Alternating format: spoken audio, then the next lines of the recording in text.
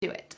All 10 plus 1 bonus phrase that you're going to learn today were from the lesson where I was making the bed and talking about that process with you using natural English. So these are phrases that I really use in real life, and you're welcome to check out that original lesson. The first phrase to help you boost your English fluency is a labor of love. Let's take a look at the original conversation and then we'll talk about it together. This is what we call a labor of love. This is absolutely a labor of love, and this quilt is not the fuzziest or the warmest thing that we have, but it is so special. In this clip, you saw me talking about the quilt that my husband's great-grandmother made. That quilt is a labor of love. What does the word labor mean? It just means work. We often, though, use this to talk about a work that's really difficult. It takes a long time. And then when we add of love, a labor of love, what do you think that means? It means that it is done because I love you. So my husband's great-grandmother made that quilt out of love. She made so many quilts actually throughout her lifetime. They weren't just for warmth. It was to give as presents, to pass down to grandchildren and great-grandchildren. She did this as a labor of love. You might even say, I make these English lessons for you because it is a labor of love. These English lessons are a labor of love. I put in so much effort and work over the past 10 years to make these lessons for you, but why do I do it? Because I love you. All right, let's watch the original conversation to see how this was used. This is what we call a labor of love. This is absolutely a labor of love, and this quilt is not the fuzziest or the warmest thing that we have, but it is so special. The second important English phrase to boost your fluency is to dread something or to dread it. Let's take a look at how this was used in the original conversation. I feel good right now. Have you ever had that happen where you have a chore or a phone call you have to make and you're just dreading it? And then you do it, and it wasn't actually that bad in the first place. In the conversation, I said, you're just dreading it. What does this word to dread mean? This means you are absolutely not looking forward to something. It is the opposite of looking forward to something. You are anxious about it. You are trying to avoid it, but you know that it's coming. So you're going to have to do it eventually. And for me, that's changing the sheets. I hate changing the sheets. And it's something that I dread. I especially dread changing the sheets in my kids' room because it's quite difficult on their bunk bed. Now they're old enough to be able to help with this chore, but it's something that I dread. And do you know the strange thing about things that we dread? You might say something like this: I was dreading it, but then when I finished, I felt a lot better. Sometimes the thing that we're dreading is just weighing us down. And when you do it, maybe it's having a difficult conversation with a coworker or calling the utility company. When you're finished, it feels like a burden has been lifted. So maybe that thing that you're dreading, you need to do for your sake to help you feel better. All right, let's see how it was originally used in the original conversation. I feel good right now. Have you ever had that happen where you have a chore or a phone call you have to make and you're just dreading it? And then you do it, and it wasn't actually that bad in the first place? The third phrase to boost your English fluency is thrifty. This is also a good one to practice your TH pronunciation, THR pronunciation, in fact, thrifty. Let's see how this was used in the original conversation, and then we'll break it down and focus on some pronunciation as well. Let's watch. I try to be thrifty as well, but I don't think I could ever make a quilt unless I really needed to, unless it was a necessity. In this clip, you saw that I try to repair some of the things in our house that get broken or ripped, like our sheets. When they get a tear, I try to sew them or fix them. I try to be thrifty. Notice that when I pronounce this, my tongue is between my teeth and there's a stream of air coming out. Now, going into the R sound after this can be quite tricky, but you can do it. Let's practice saying this word. Thrifty, thrifty, thrifty. Are you a thrifty person? Are you someone who tries to save money or repair items? It's generally considered a positive quality to be thrifty. Maybe you plan your meals in advance so that you can be thrifty. You don't spend a lot of money going out to eat because you've already planned your meals. Not a bad thing, right? Let's see how this was used in the original conversation, and you can see how I have tried to be thrifty.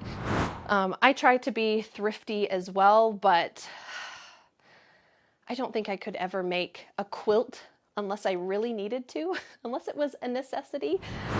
The fourth phrase for boosting your English fluency is a really specific one, but I think it's important, especially in our day and age. It is lumbar support. What does this phrase lumbar mean? Well, this is talking about your lower back. Because we lead very modern lives, often very sedentary lives where we are sitting, we're not moving as much as our ancestors used to, we often need lower back support or lumbar support. So you will hear this word used a lot, especially if you have any kind of problems with your lower back, like I do, due to 3 very difficult pregnancies. So you will be able to use that word lumbar support after we talk about it. Let's see how it was used in the original conversation, and then we'll break it down. I like to have one pillow under my head, and sometimes I hug a pillow. Sometimes I have that pillow for back support. We call that lumbar support sometimes when I'm sleeping. In this clip, I was showing you a pillow that I keep on my bed, and I often keep that behind my back for lumbar support. Sometimes I put it between my knees or I hug it, and it helps my body have better posture when I sleep, and it helps my lower back. Especially my last or 3rd pregnancy was very difficult, and it hurt my body a lot, and I need that kind of support when I sleep. Maybe you do too. We could also use it when we're talking about other items. You might say, this office chair has great lumbar support. If it has good support for your lower back, that might be a selling point that you see when you're purchasing an item like an office chair, for example. All right, let's take a look again at how this was used in the original context. I like to have one pillow under my head, and sometimes I hug a pillow. Sometimes I have that pillow for back support. We call that lumbar support sometimes when I'm sleeping. Our 5th phrase for boosting your English fluency is to throw on something. Let's take a look at how it was used, and then we'll break it down. And this quilt, I'm going to just throw on. Now, this quilt is not a special homemade quilt. In this clip, you heard me say that I'm going to throw on the quilt. We know the context already is the bed, so I don't need to say I'm going to throw the quilt on the bed, or I'm going to throw on the quilt on the bed. We don't even need to say the bed because you already know the context, but what about this key phrase, to throw on something? You get the sense that it's quickly, without much thought. It's not extremely careful. It's just my bed. I don't really care if it's perfectly even, if it's tucked in. That's not my style of homemaking. So I said, I'm just going to throw on the quilt. But we can use this phrasal verb to talk about clothes too. Let's imagine that you're just going out for a walk, but you look outside and it looks pretty cold, so you might say, oh, I need to throw on a sweater before I go out. You're not carefully looking at all your clothes. What should I wear? No, you're just grabbing the closest sweater and putting it on. It's not a very thoughtful thing. I'm just gonna throw it on. For me, that's most days. I'm not very thoughtful about my clothes. Most days, I just throw on some clothes and go about my life. What about you? All right, let's see how this was used in the original context. And this quilt, I'm going to just throw on. Now, this quilt is not a special homemade quilt. The sixth phrase to boost your English fluency is to tuck it in. Let's see how this was used and then we'll talk about it. All right, that is good enough for me. Usually I'll tuck the corners in so that they don't get messed up too much. In this clip, I was talking about tucking in the corners, but you can also just say, I want to tuck in the sheets so that they don't come loose in the night. What are we talking about tucking in? We're pushing something, usually gently, in between a surface. Here we're pushing the sheets or this fabric in. You can also tuck in your shirt. A lot of times when you're having a more formal event, you might tuck your shirt into your pants or into your skirt. So you could say, I need to tuck in my shirt. So you could tuck in sheets, you could tuck in your shirt, you might even tuck in some paper. If you have a folder and there's some papers loosely sticking out, you might say, I'm going to tuck it all in. This is less common, but you might hear this referred to for something that's not fabric, for something that's paper like this. All right, let's see how this was originally used so that you can use tuck in when you need to tuck in your shirt or tuck in your sheets. Let's watch. All right, that is good enough for me. Usually I'll tuck the corners in so that they don't get messed up too much. The seventh important expression to boost your English fluency is a great phrasal verb, to figure out something. To figure out something. Can you figure out how to use this phrase? Let's watch the original context and then we'll talk about it. There's an inside and an outside. And I have to figure out which side is the long side and which side is the short side. I think that's a problem everybody has when they make the bed with this type of with these types of sheets.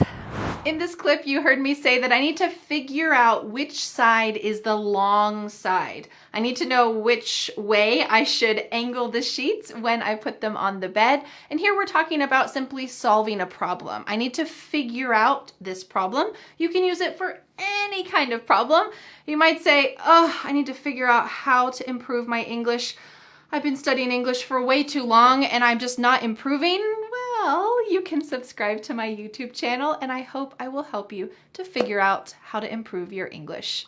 That's why we're here, right? All right, let's see how figure out was used in the original context one more time and listen carefully for it. Let's watch.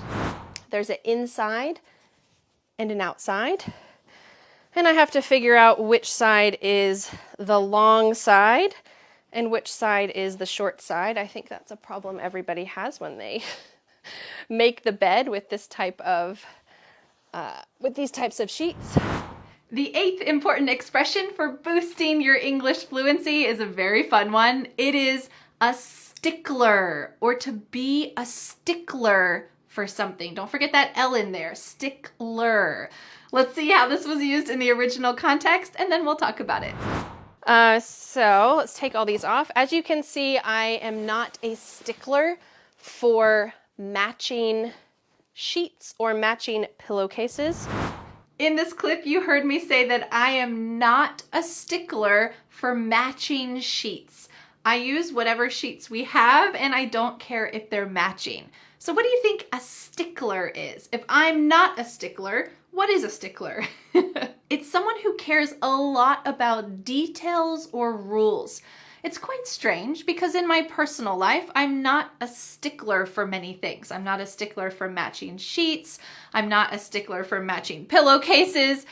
But in my professional life, as your English teacher, I am more of a stickler. I am more careful about details and rules when I am teaching you English. But in my personal life, I'm not much of a stickler for many things. What about you? Are you someone who's a stickler for some things and not for other things? Let me know in the comments. What are you a stickler for? All right, let's watch how this was originally used and you can see how I used it. So let's take all these off. As you can see, I am not a stickler for matching sheets or matching pillowcases.